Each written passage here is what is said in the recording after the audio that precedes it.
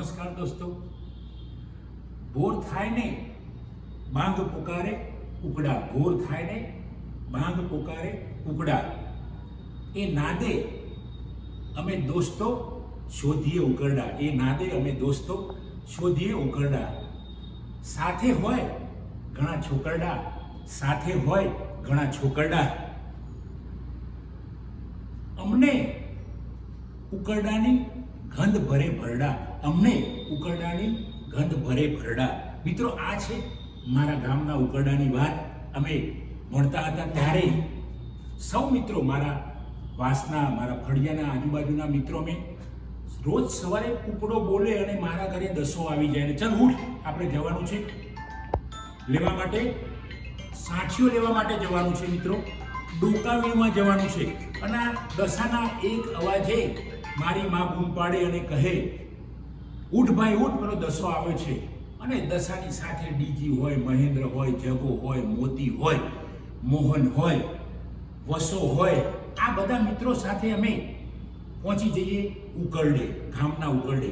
કારણ કે એ સમય એવો હતો કે ગામના કોઈ બળતણની બહુ વ્યવસ્થા નહીં, બધાના ઘરે જે મોટો ખેડૂત હોય એના ઘરે કપાસની સાંઠીઓ હોય, અથવા તો વરિયાળીની સાંઠીઓ, એરંડાની સાંઠીઓ। બાકી સામાન્ય માણસના ઘરે બળતણ માટે કંઈ નહીં, ચૂલામાં સળગાવવા માટે માને અમે પેલા ડોકા વીણીને આવીએ ત્યારે માં એમાંથી જમવાનું બનાવે। મિત્રો, તો અમે પછી ઉકરડે જતા રહેતા હતા। ઉકરડા અમે પહોંચીએ પહેલા તો 2-4 જણ બીજાએ ઓટી લીધેલા હોય ઉકરડા, એમને પોતે રોકી લીધેલા હોય, તો અમે વિચારમાં પડી જઈએ, બીજા ઉકરડે જઈએ તો ત્યાં પણ 1-2 જણે રોકી લીધા, પણ પછી અમને પણ મળી જતા અને અમે આમ પોડલામાં, છાણ મૂત્રના પોડલો હોય એમાંથી ડોકા કાઢતા અને ડોકા કાઢીને અમે ધીમે ધીમે થોડા થોડા ભેગા કરતા અને એક પુરેટું બાંધતા। અને જે પેલી છાણ મૂત્રની ગંધ એ આજે આવે છે યાદ, કારણ કે મિત્રો એ કુદરતી આ ગંધ એટલે દુર્ગંધ ના કહેવાય, હું તો એવું કહું પશુ એટલે કે ગાય ભેંસના છાણમાંથી જે ગંધ આવતી હતી એટલે હું સુગંધ કહું છું, અને એ આજે પણ યાદ રહી ગઈ છે। એ કુકડાનો નાદ, એ કુકડાની બાંગ આજે પણ યાદ રહી ગઈ છે। માનો સાદ સવારે પડે અને ઉઠ ભાઈ, પેલો દસો મારો મિત્ર આવે, એ સિવાય તો ઘણા બધા મિત્રો હતા અમે, અને અમે ઉપડી જઈએ, સાથે હોય મારા મોટા ભાઈ, એ અમે બધા મિત્રો, એમની પણ એક ટોળી હોય, નટુ વીરચંદ હોય, અરખા બુડા હોય, આ બધા મિત્રો હોય, દિનેશ રામજી હોય, આ બધા મિત્રો સાથે ઉકરડામાંથી પૂરેટું બાંધીને અમે પછી ઘરે લાવીએ। એ નીતરતું હોય ઉપરથી, ગાય ભેંસનું મૂત્ર નીતરતું હોય, પોટલાના ટપકા પડતા હોય, અને એવા માથે અમે લાવીએ। એકાદ દિવસ માં એ ડોકા સૂકવે, અને સૂકવ્યા પછી બીજા-ત્રીજા દિવસે એ જમવા બનાવવાના બળતણમાં કામમાં આવે, અને એ વખતે સ્વચ્છતા, ગંધ કંઈ એવું લાગે નહીં કોઈને। માં એ ડોકેથી રોટલા બનાવે, શાક બનાવીને અમે ખાઈને નિશાળે જઈએ। નાવાનું કોઈ ઠેકાણું ના હોય, કદાચ રાત્રે જ નાતા હોઈએ એ વખતે, તો સવારમાં નાવાનો કોઈ પ્રેમ, કારણ કે ઉકરડામાંથી ડોકા વીણીને લાવીએ, થાકી ગયા, થોડી વાર બેસીએ, જમીને સીધા સ્કૂલમાં જવાનું। મિત્રો, આ ઉકરડા આજે યાદ આવે છે, કારણ કે ઉકરડામાંથી અમે સૌ નીકળીને ક્યાંક થોડીક દૂર જ ગયા છીએ।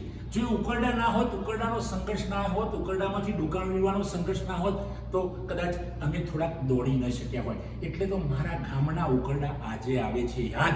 એ ઉકરડાએ મહેનત કરવાનું શીખવાડ્યું, એ ઉકરડાએ પરિશ્રમ કરવાનું શીખવાડ્યું, અને એ ઉકરડાએ જે અગ્નિ પ્રગટાવીને અમને પોતાને પ્રકાશમય બનવાનું શીખવાડ્યું। કારણ કે ઉકરડામાંથી વીણેલા ડોકા, સાંઠીઓ એ પોતે બળીને અમને જમવાનું બનાવતા હતા। ત્યારે વિચાર આવતો કે કેવો બળી રહ્યો છે ડોકો, પણ એ બળીને બીજાના માટે જમવાનું તૈયાર કરતો હતો। એટલે અમને થયું કે અમે પણ આપણે પ્રકાશ, આપણા અંદર જે પડેલો પ્રકાશ છે એને બહાર રાખવાનો છે, બહાર કાઢવાનો છે। તો મિત્રો, આ ઉકરડાની જોડેથી અમે ઘણું શીખ્યા છે, કારણ કે રોજ સીમમાં જવાનું, ગામના પાદરે જવાનું, સવારે વહેલા ને ઉકરડામાંથી ડોકા વીણવાનું, મિત્રો સાથે રમઝટ, મિત્રો સાથે તોફાન કરતા હતા, અને એ ઉકરડામાંથી ડોકા વીણેલા તો ઘણા બધા મોટા અધિકારીઓ બની ગયા છે મિત્રો। મારા ગામના ઉકરડામાંથી ડોકા વીણેલા, અને એ ઉકરડા હોય જમીનદારોના હોય, સામાન્ય માણસના તો હોય નહીં, પણ એ લોકો પણ ક્યારેય મનાઈ ના કરતા। એમનો પણ એ સહકાર હતો કે મૌન રહેતા હતા। જે જમીનદારો હોય, મોટા ખેડૂતો હોય, એ પણ મૌન રહેવા દેતા હતા, અને ખાતર ના થાય તો કંઈ વાંધો નહીં, પણ આમના બળતણમાં કામમાં આવશે। તો મિત્રો, આ છે ઉકરડાની વાત। જો આપણે નીચેથી શરૂઆત કરીશું તો જ ઉપર જઈશું। શિખર પર પહોંચવા માટે પહેલું પગથિયું ચડવું જ પડશે, સફળ થવા માટે પહેલું પગથિયું ચડવું પડશે, પર્વત ચડવા માટે પણ નીચેથી ચઢાણ કરવું પડશે. સીધા લિફ્ટમાં જઈશું તો મજા નહીં આવે, એટલે ધીમે ધીમે પગલાં આગળ મારતા જઈશું. આજે આ ઉકરડાએ અમને સૌને, અમારા સૌ મિત્રોને, ધારો કે અમૃત નરસિંહ હોય, મહેન્દ્ર નરસિંહ હોય, આ સૌ મિત્રોને ઉકરડાએ આગળ લાવવામાં ખૂબ જ રોલ ભજવ્યો છે. તો મિત્રો, આ મારા બીજા ગામના મિત્રો ઈશ્વર બેચર હોય, બાબુ બેચર હોય, ભીખા શામળ હોય, અમૃત જીવન હોય, ડાયા કોદર હોય, આ સૌ મિત્રો અમે સાથે જતા હતા અને જે આનંદ હતો એ આનંદ આજે યાદ કરીએ એટલે ફરીથી આનંદ આવે છે. તો મિત્રો, આપ આ વિડીયો જોઈને શેર કરો અને સંઘર્ષમાં ઉકરડામાંથી નીકળવું પડે છે. આ જિંદગીના ઉકરડામાંથી પણ નીકળવું પડે છે. જો ઉકરડામાંથી આપણે નીકળીશું તો આપણને ખૂબ મજા આવશે. જય હિન્દ દોસ્તો, જય ભારત.